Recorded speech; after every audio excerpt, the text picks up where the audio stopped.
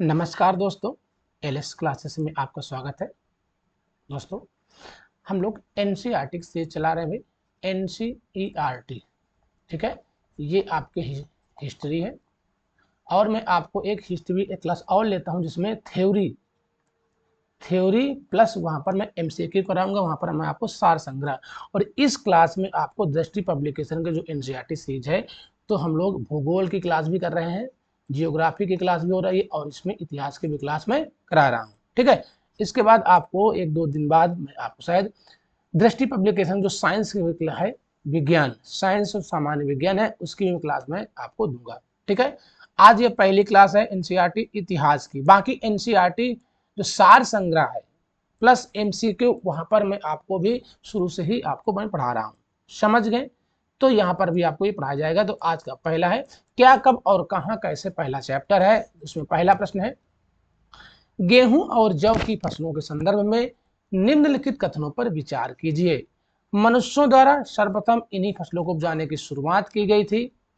इन फसलों की उपजाने का क्षेत्र हिमालय और विंध्य क्षेत्र की पहाड़ियों में थी। उपर्युक्त कथनों में से कौन से कथन सही है, ये आपको बताना है। इनमें से कौन सा कथन सही है? ऑप्शन नंबर ए केवल एक है, ऑप्शन नंबर बी केवल 2, ऑप्शन नंबर सी है 1 और 2 दोनों है, या ऑप्शन नंबर डी है ना तो 1 और ना ही 2 है। ऑप्शन नंबर इसका ए हो जाएगा सही आंसर। क्या हो जाएगा इसका? ए है, मनुष्यों द्वारा इन्हीं फसलों को उपजाने की शुरुआत की गई थी। ये बात एकदम सत्य है, लेकिन ये जो फसल है हिमालय और विंध्य की पहाड़ियों पर नहीं। ठीक है, ये हिमालय नहीं, ये किरथर और सुलेमान पहाड़ी जो कि पाकिस्तान में पड़ता है, वहां पर उपजाई गई थी पहले। चलिए ठीक है, ऑप्शन नंबर हो जाएगा यहाँ ए सही है। अब इसका व्याख्या दी गई है, देखो। सर्वप्रथम मनुष्य ने गेहूं और जौ उपजाना आरंभ लगभग 8000 वर्ष पूर्व किया था। भाई 8000 ईसा पूर्व किया था। इन फसलों को उपजाने का कार्य सुलेमान और किरथर पहाड़ी क्षेत्रों में हुआ, ना कि विंध्य क्षेत्रों में, इसलिए ऑप्शन नंबर 2 गलत हो गया था। गेहूं और जौ उपजाने के प्राचीनतम साक्ष्य मेहरगढ़ बलूचिस्तान से प्राप्त होता है, जो कि इस समय मेहरगढ़ जो पाकिस्तान में है। नवीनतम तथ्यों के अनुसार चावल उपजाने के प्राचीनतम साक्ष्य संत कबीर नगर के लहुरा देव में पाए गए हैं। ये साक्ष्य लगभग 9000 से लेकर 8000 वर्ष पूर्व के हैं। भाई कहां पर? लहुरा देव। नेक्स्ट है, गारो तथा मध्य भारत के विंध्य पहाड़ियों के क्षेत्र कुछ ऐसे क्षेत्र हैं जहां कृषि का विकास हुआ। कहां पर? गारो और मध्य भारत के विंध्य पहाड़ी क्षेत्र, कुछ कुछ अन्य ऐसे क्षेत्र है जहां कृषि का विकास हुआ था। ये पॉइंट भी आप लोग ध्यान देना। अगला प्रश्न है प्रश्न नंबर 2। देखो, प्रश्न नंबर 2 में पूछा गया आपसे, भारतीय उपमहाद्वीप के संदर्भ में निम्नलिखित कथनों पर विचार कीजिए। नंबर 1 है ऑप्शन में, आरंभिक नगरों का विकास सिंधु या इसकी सहायक नदियों के किनारे हुआ था। अच्छा, बात तो सही लग रही है। क्यों? गंगा व इसकी सहायक नदियों के किनारे नगरों का विकास लगभग 5000 वर्ष पूर्व हुआ था। इनमें से कौन सा ऑप्शन सही है? उपर्युक्त कथनों में से आपको सही कथन बताना है। केवल एक है, या केवल 2 है, या केवल 1 और 2 दोनों है, या ना तो 1 है और ना ही 2 है। इनमें से आप लोग क्या आंसर भाई दे रहे हो? प्रश्न नंबर 2 का केवल हो जाएगा 1। यहाँ पर 1 सही है, 1 सही है, ये वाला आपका गलत हो जाएगा ऑप्शन। चलिए, इसके बारे में दिया गया है कि कथन 1 सही है। क्यों? लगभग 4700 वर्ष पूर्व सिंधु व इसकी सहायक नदियों किनारे आरंभिक नगरों का विकास हुआ। इन्हीं नगरों में विकसित सभ्यता सिंधु सभ्यता के नाम से जानी गई। गंगा व इसकी सहायक नदियों किनारे नगरों का विकास लगभग 2500 वर्ष पूर्व हुआ था। कब? 2500 वर्ष पूर्व हुआ था। सिंधु नदी किनारे सभ्यताएं पहले विकसित हुई थी। पहले सिंधु नदी किनारे हुई है, इसके बाद गंगा नदी किनारे सभ्यता जो है अब वैदिक आदिकाल ये विकसित हुई थी। ठीक, ऑप्शन नंबर यहाँ पर ए हो जाएगा करेक्ट आंसर। हम लोग चलते हैं नेक्स्ट क्वेश्चन की ओर। अगला प्रश्न देखिए, प्रश्न नंबर 3। प्रश्न नंबर 3 है, प्रश्न नंबर 3 में आपसे पूछा गया है कि गंगा नदी के दक्षिण में इसकी सहायक नदी सोन के आसपास का क्षेत्र प्राचीन काल में किस नाम से जाना जाता है? जो गंगा की जो सहायक नदी सोन नदी है, इसके आसपास जो भैया है प्राचीन क्षेत्र है, उसको किस नाम से जानते हैं? अवंती है, या वज्जी है, या काशी है, या मगध कहलाता है? ठीक है, तो हो जाएगा इसका मगध। ऑप्शन नंबर इसका डी हो जाएगा करेक्ट आंसर। ये क्लास 6 का है, क्लास 6 का भी पहला चैप्टर है। ठीक है, सोन नदी के आसपास का क्षेत्र प्राचीन काल में मगध कहलाता था। मगध प्राचीन काल का पहला बड़ा राज्य था। इसके शासक बहुत शक्तिशाली थे। इन्होंने एक विशाल राज्य स्थापित किया था। मगध साम्राज्य का उत्कर्ष ईसा पूर्व 6वीं शताब्दी में हुआ था। मगध साम्राज्य का वास्तविक संस्थापक कौन था भाई? बिंबिसार था। कौन था वास्तविक संस्थापक? बिंबिसार था मगध साम्राज्य का। नेक्स्ट क्वेश्चन है प्रश्न नंबर 4। भारत देश के संदर्भ में निम्नलिखित कथनों में से कौन सा कथन सही है? भारत देश के संदर्भ में निम्नलिखित कथनों में से कौन सा कथन सही है, बताएं। लगभग 2500 वर्ष पूर्व उत्तर पश्चिम की ओर से आने वाले ईरानियों और यूनानियों ने सिंधु को हिंदोस कहा अथवा इंदोस तथा इसी नदी के पूर्व में स्थित भूमि प्रदेश को इंडिया कहा। क्या ये बात सत्य है? ये बात एकदम सत्य लग रही है भाई। अगला है, भारत नाम का प्रयोग उत्तर पश्चिम में रहने वाले लोगों के एक समूह के लिए किया जाता था। इस समूह का उल्लेख संस्कृत भाषा के आरंभिक ऋग्वेद में भी मिलता है। ये भी बात सत्य है। दोनों बात इसमें सत्य है, यानी कि ऑप्शन नंबर यहाँ पर सी हो जाएगा सही आंसर। क्यों? क्योंकि आपको बताना था भाई कौन सा उत्तर सही है। ऑप्शन नंबर सी है करेक्ट आंसर। दोनों ही ऑप्शन इसके करेक्ट है। ठीक है, व्याख्या दी गई देखो। उपर्युक्त दोनों कथन सही है। अच्छा, उत्तर पश्चिम की ओर से आने वाले ईरानियों और यूनानियों, भाई ईरानी और यूनानियों ने सिंधु को हिंदोस अथवा इंदोस कहा। उन्होंने इसी नदी के जो पूर्व में स्थित भूमि को इंडिया का, मान लो ये उत्तर पश्चिम में है, ये है आपका, ठीक है, तो ये उत्तर पश्चिम में और इसके पूर्व में जो था वो इंडिया का। इसको भारत नाम का प्रयोग उत्तर पश्चिम में रहने वाले लोगों के एक समूह के लिए किया जाता था।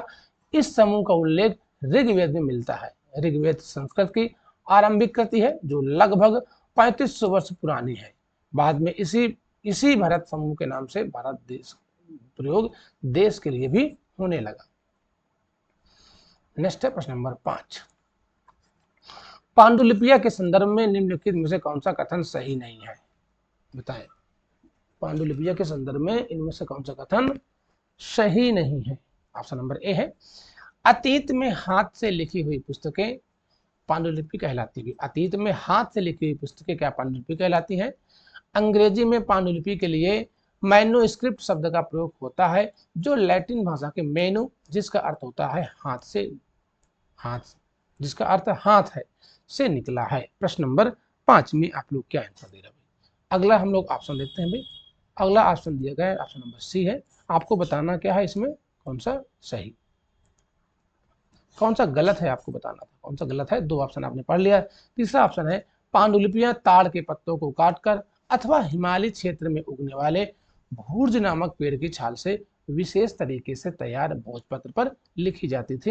ये भी बात सत्य है। पांडुलिपियां केवल मंदिरों नहीं, ये केवल लगा दिया, ये केवल शब्द तो गलत कर दिया भाई, केवल शब्द ही तो गलत कर दिया। पांडुलिपियां केवल मंदिरों और विहारों में प्राप्त होती हैं, जो केवल संस्कृत भाषा में लिखी गई नहीं भैया, केवल संस्कृत भाषा में नहीं लिखी गई है। ऑप्शन नंबर इसका डी है गलत, आपको गलत ही बताना था। ठीक है, देखो इसके बारे में दिया गया है, कथन ए और बी सी सही है परंतु डी गलत है। क्यों गलत है? क्योंकि पांडुलिपियां मंदिरों और विहारों के अतिरिक्त अन्य स्थानों से भी प्राप्त हुई हैं। साथ ही ये पांडुलिपियां विभिन्न प्राचीन भाषाओं में प्राप्त हुई हैं, जिनमें संस्कृत, प्राकृतिक और तमिल भाषा भी शामिल है। ओके, नेक्स्ट क्वेश्चन देखो, प्रश्न नंबर 6। प्रश्न नंबर 6, अभिलेखों के संदर्भ में निम्नलिखित कथनों पर विचार कीजिए।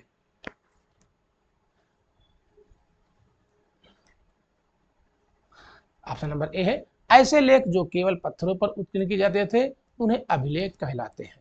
कभी कभी शासक अथवा अन्य लोग अपने आदेशों को इस तरह उत्कीर्ण करवाते थे ताकि लोग उन्हें देख व पढ़ सके तथा उनका पालन कर सके। उपर्युक्त कथनों में से कौन से कथन सही है, बताएं। केवल एक सही है, केवल 2, या एक और 2 दोनों सही है, या ना तो एक है ना तो 2 सही है। प्रश्न नंबर 6 का सही आंसर हो जाएगा ऑप्शन नंबर बी। क्यों? एक गलत है और 2 सही है। इसका एक गलत है 2 सही है। अब एक गलत क्यों है इसके बारे में हम लोग आगे देखते हैं, आखिर एक क्यों गलत है। ऐसे लेख जो पत्थर अथवा धातु जैसी अपेक्षाकृत कठोर सतह पर उत्कीर्ण किए जाते थे वे अभिलेख कहलाते थे। सिर्फ पत्थर पर ये लिखे गए जो लेख थे उनको ही अभिलेख नहीं, वही धातुओं पर भी जो लिखे गए लेख थे उनको भी अभिलेख कहा जाता है। अतः कथन एक गलत है।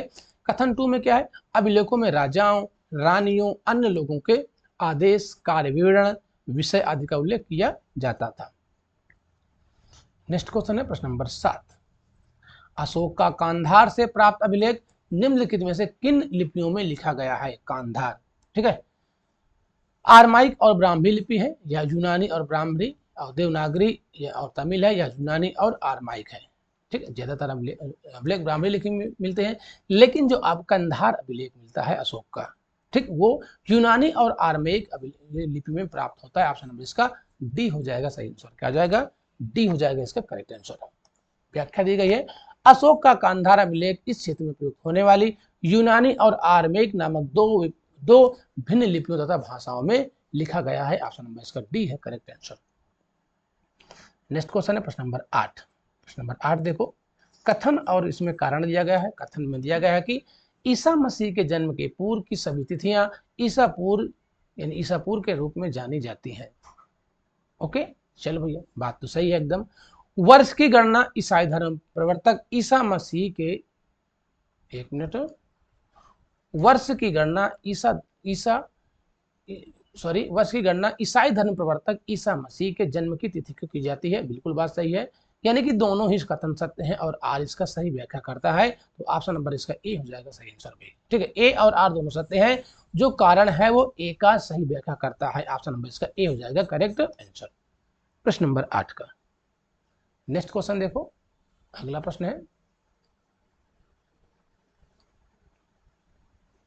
ठीक है, तो यहां से क्लास 6 का जो था वो पहला चैप्टर समाप्त होता है। हम लोग चलते हैं दूसरे चैप्टर की ओर। दूसरे चैप्टर में क्लास 6 में दिया गया है आरंभिक मानव की खोज।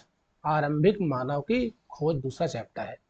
इसमें पहला प्रश्न देखो, निम्नलिखित पुरास्थलों में से किस स्थान से मनुष्य के आखेटक खाद्य संग्राहक होने के प्रमाण नहीं मिलते हैं। भीमबेटका से, या होसिंगी से, या चिरांद से, या कुरनूल गुफाएं से। प्रश्न नंबर 1, ठीक है, प्रश्न नंबर 1 का हो जाएगा आंसर चिरांद। ये स्थल कहाँ है, ये स्थल बिहार से, यहाँ से हड्डी के बहुत सारे उपकरण की प्राप्त होती है। चिरांद, चिरांद जो कि नवपाषाण कालीन नवपाषाण का भी स्थल है, ठीक, चिरांद। ठीक है, चलो देखते हैं। भीमबेटका, होसिंगी और कुरनूल की गुफाओं से मनुष्य के आखेटक व खाद्य संग्राहक होने का प्रमाण तो मिलते हैं। ये तीनों पूरा पाषाणिक पूरा स्थल है भाई, ये तीनों पूरा पाषाणिक पूरा स्थल है, जबकि चिरांद क्या है, नवपाषाणिक पूरा स्थल है। चिरांद जो कि बिहार में है, ये नवपाषाणिक पूरा स्थल है। भीमबेटका नर्मदा नदी के किनारे स्थित तथा होसिंगी और कुरनूल गुफाएं तुंगभद्रा नदी के किनारे स्थित है भाई, ये आप कर्नाटक राज्य में पड़ती है। ठीक है, तो ऑप्शन नंबर यहाँ पर हो जाएगा सी आंसर। अगला प्रश्न है प्रश्न नंबर 2, निम्नलिखित पुरास्थलों में से कौन से नवपाषाणिक पुरास्थल हैं। इनमें से कौन से नवपाषाणिक पुरास्थल हैं। मेहरगढ़ है, बुर्जहोम है, महागढ़ा है, कोल्ढीवा है, या दार्जिलिंग हेडिंग है। नीचे दिए गए कोड का प्रयोग करके सही का भैया आपको पठन करना है। बुर्जहोम जो कि ये है आपका जम्मू कश्मीर में है ना, जम्मू कश्मीर में। ठीक है, यहाँ से गर्त आवास के साक्ष्य मिलते हैं, गर्त आवास के साक्ष्य मिलते हैं, और यहीं से कुत्ते के साथ भी मानव के दफनाने का भी साक्ष्य प्राप्त होता है। तो ऑप्शन नंबर यहाँ पर हो जाएगा डी। सभी स्थल क्या है, सभी स्थल नवपाषाणकालीन स्थल हैं। ऑप्शन नंबर इसका डी हो जाएगा। मेहरगढ़ जो कि ये बलूचिस्तान में भैया पड़ता है, पाकिस्तान के बलूचिस्तान में है। यहाँ से कृषि के साथ लगभग 8000 ईसा पूर्व मिले थे भाई, गेहूं और जौ के साक्ष्य यहाँ से प्राप्त होते हैं। कोल्ढीवा उत्तर प्रदेश में स्थित है, यहाँ से चावल के साक्ष्य प्राप्त होते हैं। कोल्ढीवा से चावल के भी साक्ष्य प्राप्त होते हैं, बात भी आप लोग ध्यान देना भाई। नेक्स्ट क्वेश्चन देखो, प्रश्न नंबर हम लोग देखते हैं अगला, प्रश्न नंबर 3। प्रश्न नंबर 3 है, पूरा पाषाणकालीन पाषाण औजारों के निर्माण के संदर्भ में निम्नलिखित कथनों पर विचार कीजिए। विचार करना है। पत्थर के इन औजारों के बनाए जाने का स्थान उद्योग स्थल कहलाता है। ऑप्शन नंबर 2 जो दिया गया है, पत्थर के इन औजारों के निर्माण में प्रयोग की जाने वाली तकनीक को दबाव सल्क तकनीक कहा जाता है। उपर्युक्त कथनों में से कौन से कथन, वही चुनाव कीजिए कौन सा कथन भैया यहाँ पर सत्य है। प्रश्न नंबर 3, प्रश्न नंबर 3 में आप लोग क्या आंसर दे रहे हैं। Option number A B C. देखो ऑप्शन नंबर ए और बी दोनों सत्य हैं। पहला जो ऑप्शन है, पत्थर के इन औजारों के बनाए जाने का स्थान उद्योग स्थल कहलाता है, बिल्कुल बात सत्य है। और पत्थर के इन औजारों के निर्माणों में प्रयोग की जाने जो तकनीक थी उसको दबाव सल्क तकनीक कहा जाता था, दोनों ही बातें क्या हैं, सही हैं, यानी कि ऑप्शन नंबर इसका सी हो जाएगा सही आंसर। क्या हो जाएगा, इसका सी हो जाएगा करेक्ट आंसर। ठीक है, चलो अगला प्रश्न लोग देखते हैं। प्रश्न नंबर नेक्स्ट है, इसके बारे में व्याख्या दी गई, हम लोग व्याख्या भी पढ़ लेते हैं। उपर्युक्त दोनों कथन सही हैं। पूरा पाषाण काल में पत्थर के औजार बनाए जाने के स्थान को उद्योग स्थल कहते थे। कभी कभी लोग इन स्थलों पर अधिक समय तक रहा करते थे। पाषाण उपकरण निर्माण हेतु जो तकनीकी का प्रयोग, दो तकनीकों का प्रयोग किया प्रयोग होता था। कितनी तकनीक, दो तकनीकों का प्रयोग करते थे। पहली तकनीक, इसको पत्थर से पत्थर टकराना कहा जाता था। इसमें एक पत्थर को हाथ में पकड़कर दूसरे पत्थर से हथौड़ी की तरह चोट करके सल्क निकाले जाते थे। दूसरी तकनीक क्या थी, इसको दबाव सल्क तकनीक कहा जाता था। इसमें क्रोड को एक स्थिर सतह पर टिका देते थे और इस क्रोड पर हड्डी या पत्थर रखकर उस पर हथौड़ी नुमा पत्थर से सल्क निकाले जाते थे। ये दो तकनीकी थे भाई। नेक्स्ट क्वेश्चन देखो, प्रश्न नंबर है 4। प्रश्न नंबर 4 है, निम्नलिखित में से राग के साक्ष्य किस पुरा पाषाणिक स्थल से मिले हुए हैं। राग के साक्ष्य किस पुरा पाषाणिक स्थल से मिले हुए हैं। भीमबेटका की गुफाएं से मिले हैं, या कुरनूल गुफा से मिले हैं, या कोल्ढीवा से, या हुसंगी से। प्रश्न नंबर 4 में आप लोग क्या आंसर देंगे, सभी लोग लाइक और शेयर जरूर कर दीजिए भाई।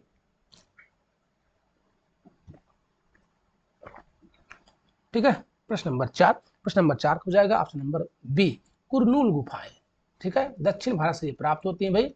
जो राग के टीले हैं दक्षिण भारत से प्राप्त होते हैं। देखो इसमें होता क्या था कि जो महापाषाणिक ये बस्तियां थी, है ना, इसमें जैसे कि अगर मान लो जानवरों को मान लो बांध देते थे और बाढ़ बना देते थे, है ना, जैसे कि आजकल भी भैया बांस डंडों से भैया बाढ़ बना दी जाता है। मान लो इनके जो गोबर थी उनको लगा दिया जाता था, उनके गोबरों को ऐसे लगाए तो उसमें भैया आग लगा दी जाती थी। क्या आग लगा दी जाती थी, वही राग के टीले बाद में परिवर्तित हो जाते हैं। तो कुरनूल गुफा से राग के अवशेष मिले हैं। इससे स्पष्ट होता है कि पूरा पाषाणिक आरंभिक लोग आग से परिचित थे भाई। किससे, आग से परिचित थे। ये आपके महापाषाणिक स्थल भी ऐसे प्राप्त होते हैं भाई। ठीक है, राग के जो साक्ष्य है वो महापाषाण काल में भी प्राप्त होते हैं दक्षिण भारत से। ये पॉइंट भी आप लोग ध्यान देना। प्रश्न नंबर 5 है, मध्य पाषाण युग में जलवायु परिवर्तन से आए नए बदलाव के संदर्भ में निम्नलिखित कथनों पर विचार कीजिए भाई। बदलाव में तापमान में वृद्धि हुई और घास के मैदान विकसित होने लगे। अच्छा, बात तो सही है भाई।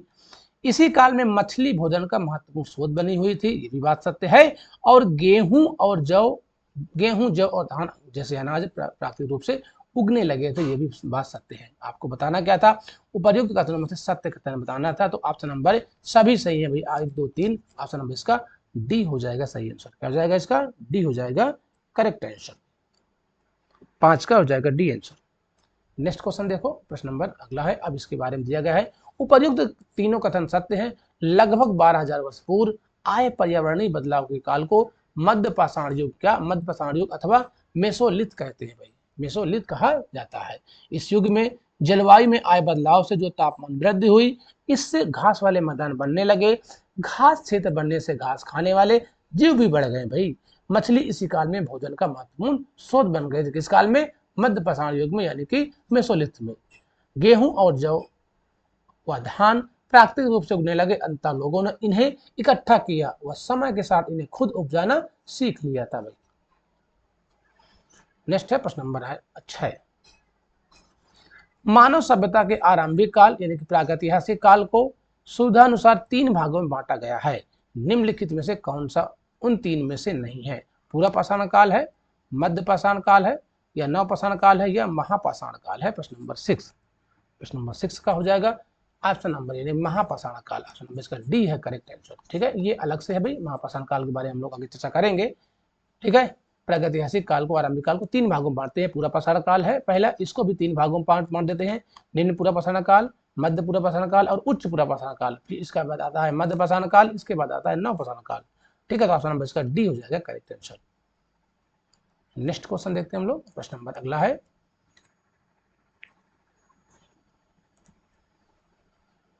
प्रश्न नंबर व्याख्या दी गई है, इसके व्याख्या पढ़ लेते हैं हम लोग पहले। आप लोग लाइक और भाई शेयर जरूर कर दो अपने दोस्तों के पास। ठीक है, ये मैं सीरीज जो है ना, ये मैं आपको रेगुलर एक क्लास दूंगा भाई। फिर से बता दूं, एनसीईआरटी जो आपका दृष्टि पब्लिकेशन है, भूगोल की क्लास भी मैं दे रहा हूँ उस समय आपको, ठीक है, और आपकी इतिहास की क्लास भी हो रही है, और एक एनसीईआरटी सार जिसमें ओल्ड और न्यू, ओल्ड प्लस न्यू दोनों एनसीईआरटी भी शामिल है, उसको भी एक क्लास में दे रहा हूँ। वहां पर थ्योरी और एमसीक्यू दोनों होंगी, ठीक। बाकी में साइंस की भी क्लास एक आपको दूंगा, दृष्टि पब्लिकेशन जो है एनसीईआरटी बेस्ड है। मानव सभ्यता के आरंभिक काल अर्थात प्रागैतिहासिक काल को 3 भागों में पूरा पाषाण काल, मध्य पाषाण काल और नवपाषाण काल में बांटा गया है। महापाषाण काल दक्षिण भारत में विशाल पाषाण खंडों की बनी समाधियों से संबंधित है। जो महापाषाण काल है वो दक्षिण भारत से संबंधित है, विशाल पाषाण खंडों से बनी समाधियों से संबंधित है। इसके बारे में हम लोग आगे चर्चा करेंगे। अगला प्रश्न है प्रश्न नंबर 7। निम्नलिखित में से कौन सा पूरा स्थल प्रागैतिहासिक शैल चित्रकला के लिए जाना जाता है? अमरावती है, भीमबेटका है, बाघ की गुफा है, या अजंता है? शैल चित्रकला से संबंधित है, प्रागैतिहासिक होना चाहिए भाई, ठीक है। तो भीमबेटका हो जाएगा इसका सही आंसर, ऑप्शन नंबर बी है 7 का सही आंसर। भीमबेटका वर्तमान मध्य प्रदेश के रायसेन जिले में स्थित है। यहाँ से प्रागैतिहासिक शैल चित्रकला के कुछ सुंदर उदाहरण मिलते हैं। भीमबेटका को प्रागैतिहासिक कालीन चित्रकला से संबंधित किया जाता है, जबकि अजंता तथा बाघ की शैलकृत गुफा को मौर्य काल के बाद यानी कि ऐतिहासिक कालीन है भाई। अजंता तथा बाघ की जो शैलकृत गुफा है, इनको चित्रकला को मौर्य काल के बाद की ऐतिहासिक कालीन है।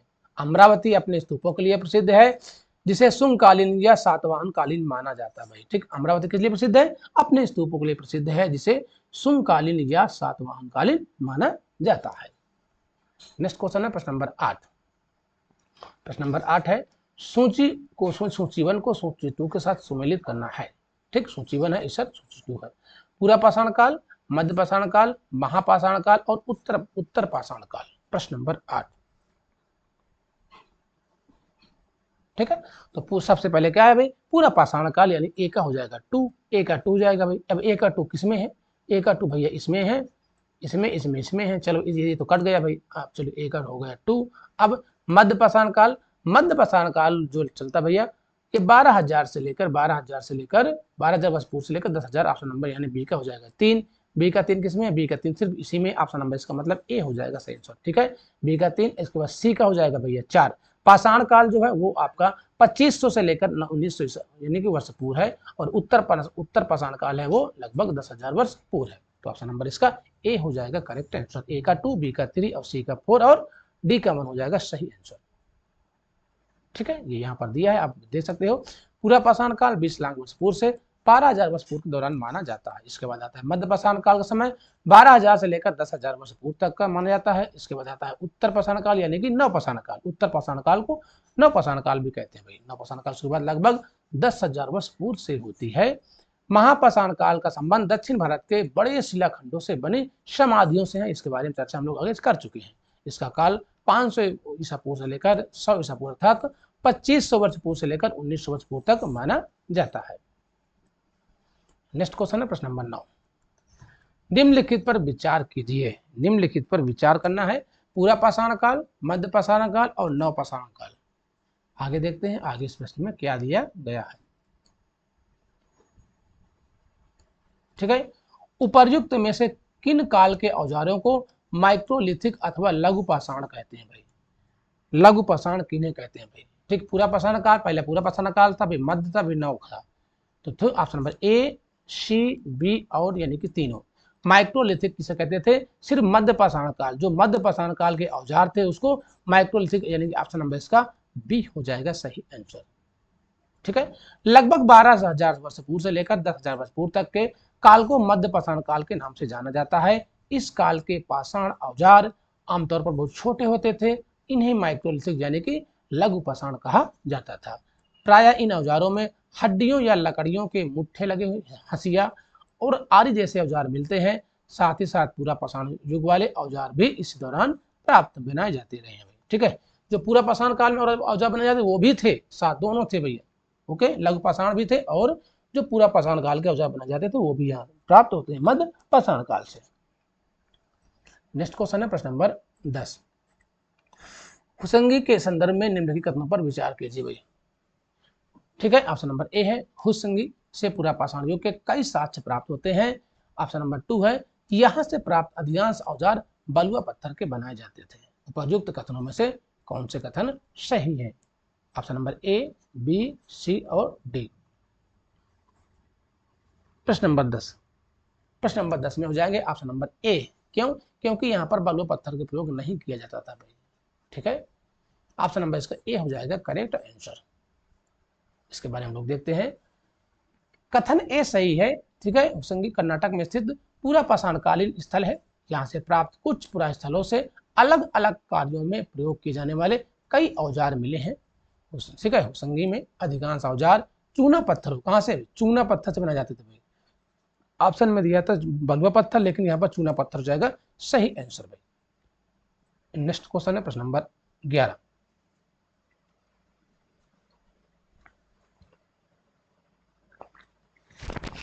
प्रश्न नंबर 11 देखिए आप लोग।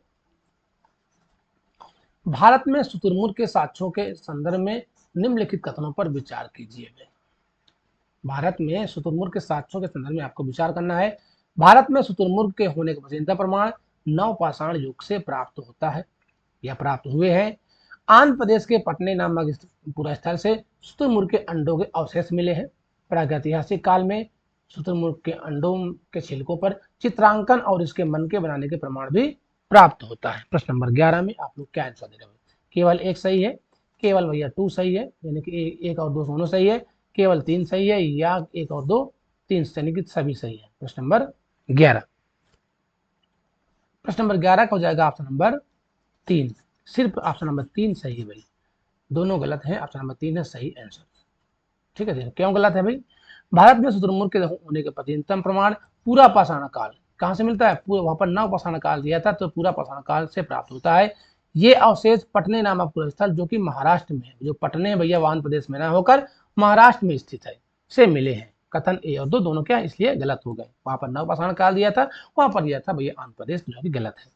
कथन 3 सही है, क्योंकि इनके अंडों के छिलकों पर चित्रांकन और इनसे मनके बनाने का प्रमाण भी प्राप्त होता है। हाल ही में 25,000 वर्ष पुराने शुतुरमुर्ग के अंडों के, ठीक है, सेल राजस्थान के बूंदी से भी प्राप्त हुआ भाई। कहां से? राजस्थान के बूंदी से भी प्राप्त होता है। नेक्स्ट क्वेश्चन देखो, प्रश्न नंबर अगला हम लोग देखते हैं। प्रश्न नंबर नेक्स्ट,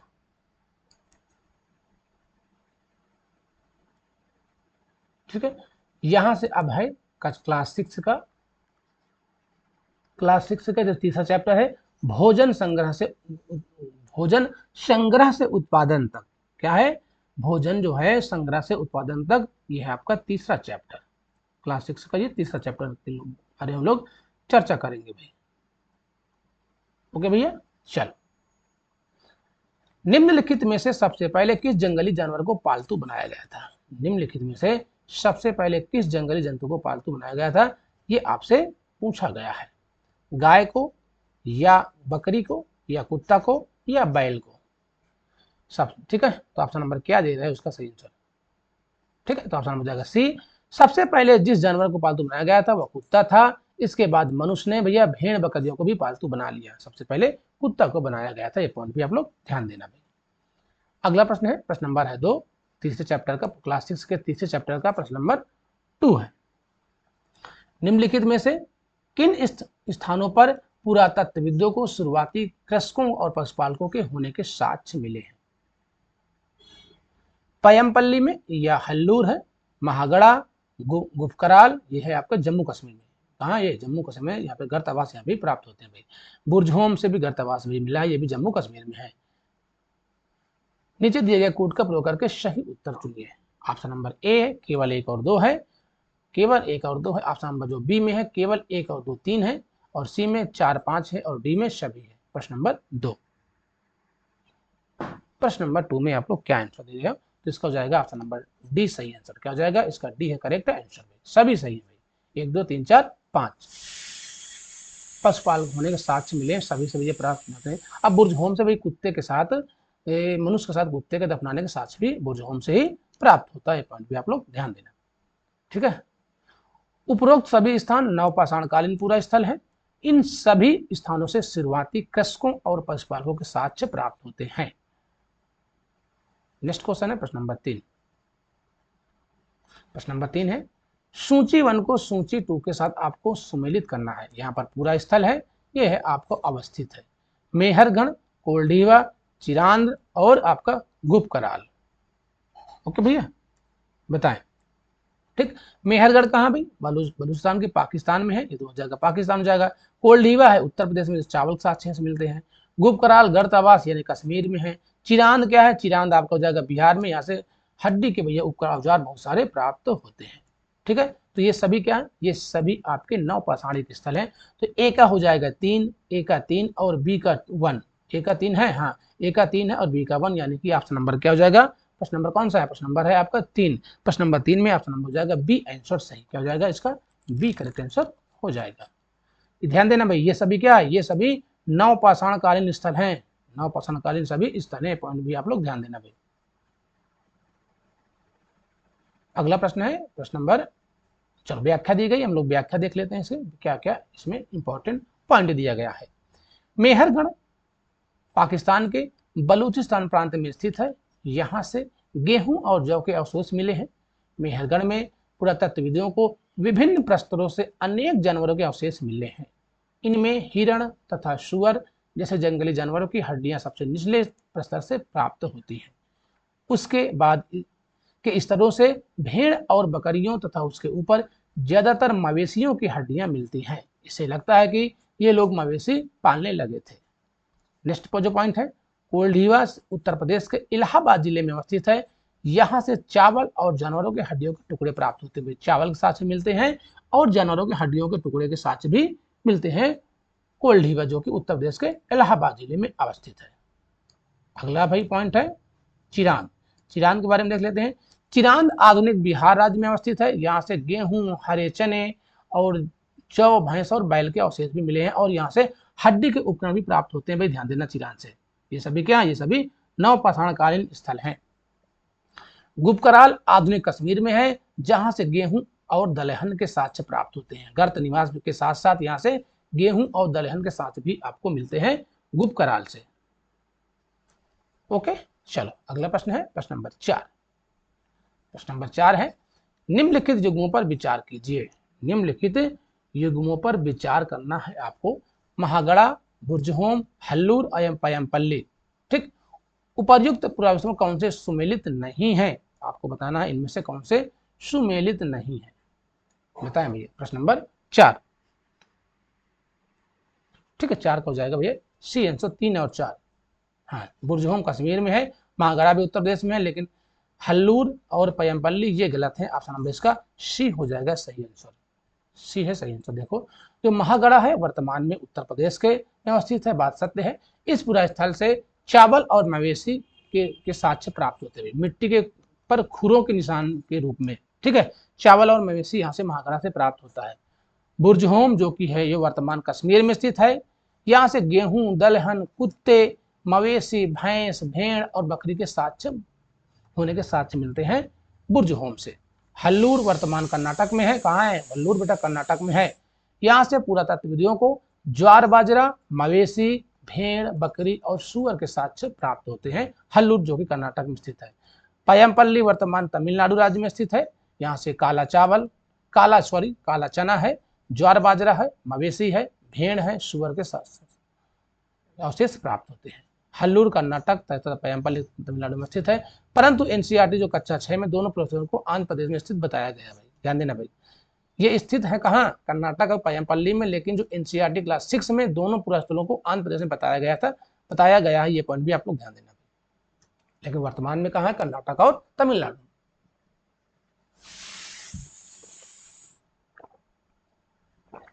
नेक्स्ट है प्रश्न नंबर 5। पुरातत्वविदों को कुछ पुरास्थलों पर झोपड़ियां और घरों के निशान मिले हैं। एक मिनट, क्यों भाग रहा भाई? पुरातत्वविदों को कुछ पुरास्थलों पर झोपड़ियों और घरों के निशान मिले हैं। बुर्जहोम पुरास्थल से प्राप्त ऐसे साक्ष्यों के संदर्भ में निम्नलिखित कथनों पर विचार करना। भाई बुर्जहोम के पूरा जो पुरास्थल जो नवपाषाणिक पुरास्थल है, इसके बारे में आपको विचार करना है। ठीक है, यहाँ के लोग गड्ढे के नीचे घर बनाते थे। इन घरों को गर्तावास कहा जाता था। अच्छा, बात तो एकदम सत्य है भाई, एकदम सही बात कह रहा है। यहाँ से झोपड़ियों के अंदर और बाहर दोनों स्थानों पर आग जलाने की जगह मिली है। ये भी बात सत्य है भाई। इसका मतलब क्या है? दोनों है इसका सही, आपको सही कथन बताना था। ऑप्शन नंबर इसका सी हो जाएगा सही आंसर। ठीक है, 5 का यहाँ पर हो जाएगा सी करेक्ट आंसर। ठीक है, इसकी व्याख्या देख लेते हैं। उपर्युक्त दोनों कथन सत्य हैं। बुर्जहोम वर्तमान कश्मीर में अवस्थित है। यहाँ के लोग गड्ढे के नीचे घर बनाते थे। इन घरों को गर्तावास कहा जाता था। इनमें नीचे उतरने के लिए सीढ़ियां होती थी। इससे इन्हें ठंड से सुरक्षा मिलती थी। झोपड़ियों के अंदर और बाहर दोनों जगह आग लगाने की जगहें थी। इससे ऐसा लगता है कि लोग मौसम के अनुसार घर के अंदर और बाहर खाना पकाते होंगे। ठीक है, ठंडी में अंदर पकाते रहे होंगे और जब गर्मी आ जाती थी तो वो बाहर पकाने लगे थे भाई खाना, इससे ये प्रतीत होता है भाई। नेक्स्ट क्वेश्चन देखो, प्रश्न नंबर अगला है प्रश्न नंबर 6। ये हम लोग क्लास 6 का तीसरा चैप्टर पढ़ रहे हैं। ठीक है, चलो अगला प्रश्न क्या है। नवपाषाण युग के संदर्भ में निम्नलिखित में से कौन सा कथन सही नहीं है। आपको बताना है इनमें से कौन सा सही नहीं है नवपाषाण युग के संबंध में। इस काल में पूरा पाषाणिक औजारों का प्रयोग और निर्माण पूर्णतः बंद हो गया था। इस काल के औजारों की धार को अधिक पैना करने के लिए उन पर पालिश चढ़ाई जाती थी। ये बात तो सत्य है भाई। इस युग में वनस्पतियों व अन्य चीजों को पीसने के लिए ओखली व मसूल का प्रयोग होने लगा था। ये भी बात क्या है, एकदम सत्य है। इस युग में मिट्टी के बर्तनों पर अलंकरण आरंभ हो गया था। ये भी सत्य है। सिर्फ ऑप्शन नंबर ए है क्या है, गलत है। आपको गलत ही ऑप्शन बताना था। इस काल में पूरा पाषाणिक औजारों का प्रयोग निर्माण बंद नहीं, ये पूर्णतः बंद नहीं हुआ था। जो पूरा पाषाणिक औजार थे वो पूर्णतः बंद नहीं हुए थे। तो ऑप्शन नंबर यहाँ पर ए हो जाएगा सही आंसर। क्यों? क्योंकि आपको गलत ऑप्शन बताना था। नेक्स्ट है, देखो इसकी व्याख्या दी गई है। नवपाषाण युग से प्राप्त उपकरण युग से भिन्न है। इसी कारण इसे नवपाषाण युग कहा जाता था। ठीक है, इनमें कुछ औजारों में धार को अधिक पैना करने के लिए पालिश चढ़ाई जाती थी और कुछ औजार हड्डियों से बनाए जाते थे। इस काल में पूरा पाषाणिक औजारों का निर्माण और प्रयोग भी होता था, बंद नहीं था, होता था। नेक्स्ट है, चीजों को पीसने के लिए ओखली व मसूल का प्रयोग इस काल में किया जाता था, जो आज हजारों सालों बाद भी प्रयोग में आज भी ये प्रयोग में लाए जाते हैं भाई, ओखली और मसूल का। इस काल के पुरस्थलों से विभिन्न प्रकार की मिट्टी के बर्तन मिले हैं। कभी कभी इन पर अलंकरण भी किया जाता था, जिनका उपयोग चीजें रखने के लिए किया जाता था। धीरे धीरे लोग बर्तनों का प्रयोग खाना बनाने के लिए भी प्रयोग में लाने लगे थे। अगला पॉइंट है प्रश्न नंबर 7। प्रश्न नंबर 7 देखिए।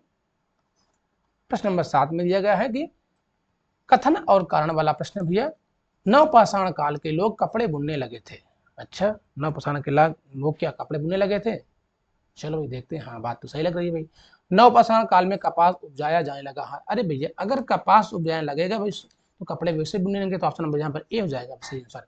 ए और आर दोनों सत्य हैं। आर ए का सही स्पष्टीकरण है। क्यों? क्योंकि जो आर है भैया इससे संबंध है ना, दोनों इससे इसका संबंध है भाई। भाई कपास सूत, इसका कपास जो सूत होता है उससे तो कपड़े बनते हैं। तो ऑप्शन नंबर यहाँ पर ए हो जाएगा करेक्ट आंसर। आप लोग लाइक और भाई शेयर जरूर कर दीजिए भाई।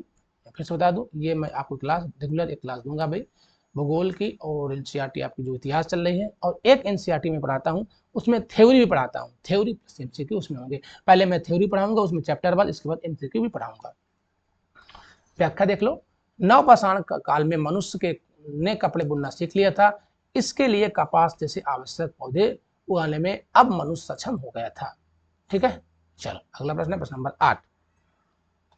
मेहरगण निम्नलिखित में से किस दर्रे के निकट स्थित है? जो मेहरगण है किस दर्रे के निकट स्थित है? ठीक, बुलंद दर्रा, गोमल दर्रा है, खैबर दर्रा है या काराकोरम? भी काराकोरम तो भैया काराकोरम श्रेणी यानी कि इंडिया में है। तो ये भैया पाकिस्तान में तीनों है। अब बताओ भाई मेहरगढ़ किसमें है?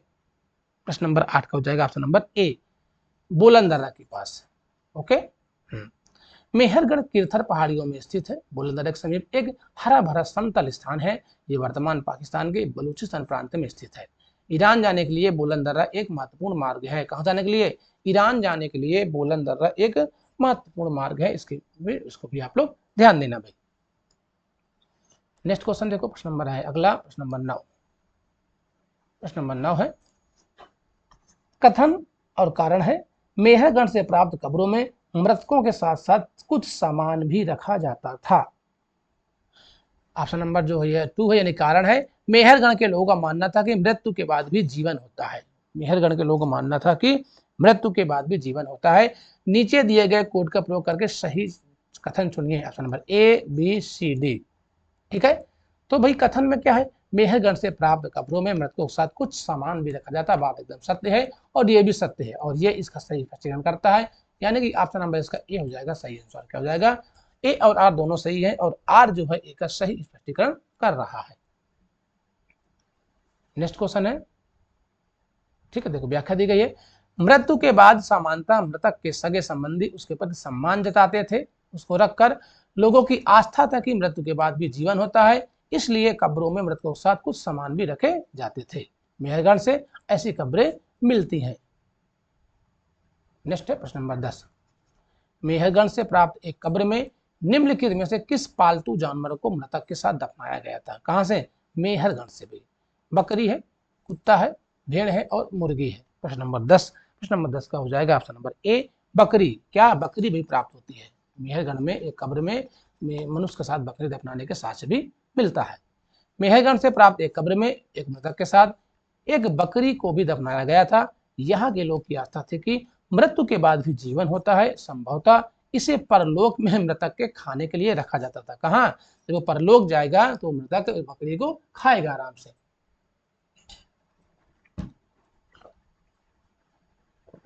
प्रश्न नंबर 11 देखिए, निम्नलिखित पुरास्थलों में से कौन सा एक ब्रह्मपुत्र की घाटी की एक पहाड़ी में स्थित है। मेहरगढ़ है, कौन सी घाटी, ब्रह्मपुत्र, हल्लूर है, गुप्रकाल है या दाऊदली हेडिंग है। ठीक है, जो ब्रह्मपुत्र घाटी किधर है भाई, ये असम साइड है ना, और मतलब असम साइड है, तो भाई मेहरगढ़ तो पाकिस्तान में है, हल्लूर कर्नाटक में हो जाएगा, गुप्रकाल जम्मू कश्मीर में। तो ऑप्शन नंबर क्या बचा, डी आंसर इसका दाऊदली हेडिंग हो जाएगा सही आंसर। इसके बारे में देखो दिया गया है व्याख्या, दाऊदली हेडिंग चीन और म्यांमार की ओर जाने वाली रास्ते में ब्रह्मपुत्र की घाटी में एक पहाड़ी पर स्थित है। यहाँ से काष्ठस्म के भैया औजार और बर्तन भी प्राप्त हो गए हैं। ठीक है, काष्ठस्म जो है आपका, ठीक है, काष्ठस्म उस अति प्राचीन लकड़ी को कहते हैं जो सख्त होकर पत्थर बन गई। क्या बन गई है, सख्त होकर पत्थर बन गई है। यहाँ से मूसल और खरल जैसे उपकरण प्राप्त हुए हैं, जिससे पता चलता है कि यहाँ के लोग भोजन के लिए अनाज उगाते थे। कहाँ से, दाऊदली हेडिंग से। दाऊदली हेडिंग से जेडाइड भी पत्थर भी प्राप्त हुआ है। पुरातत्वविदों का मानना है कि संभवतः यह पत्थर चीन से आया होगा। कहाँ से, चीन से आया होगा। आज का सेकेंड लास्ट प्रश्न है, प्रश्न नंबर है 12, चताल हुक पुरास्थल के संदर्भ में निम्न कथनों पर विचार कीजिए। नवपाषाण युग के सबसे प्रसिद्ध पुरास्थलों में से एक चताल हुक है, तुर्की में है। कहा, क्या यह तुर्की में स्थित है। यहाँ दूर दराज स्थानों से कई चीजें उपयोग के लिए लाई जाती थी, जैसे सीरिया की लाया गया चकमक पत्थर, लाल सागर की कौड़ियां और भूमध्य सागर की सीपियां। ठीक है, अगला हम लोग देखते हैं, आपको भी निम्न कथनों पर विचार करना है। अगला जो भी इसी का पॉइंट है, इसके क्या दिया गया है देखते हैं इसके बारे में। हाँ ठीक है, ऑप्शन नंबर, अब बताओ इनमें से कौन सा ऑप्शन हो जाएगा सही। उपर्युक्त कथनों में से सत्य कथन बताना है। ऑप्शन नंबर ए, बी, सी और डी। ठीक है, तो दोनों ही कथन सत्य थे भाई, दोनों कथन सत्य थे।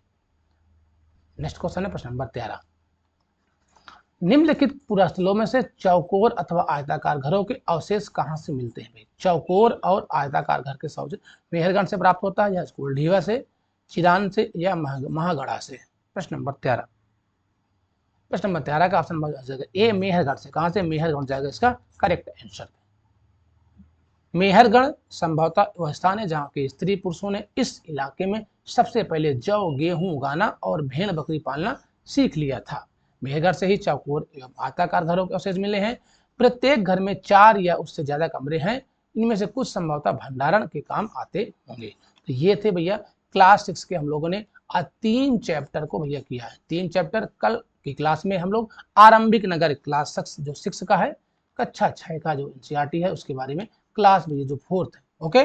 क्लास 6 का जो चौथा चैप्टर होगा हम लोग कल इसके बारे में चर्चा करेंगे। तो सभी को भैया धन्यवाद, हम लोग मिलते हैं कल की नेक्स्ट क्लास में।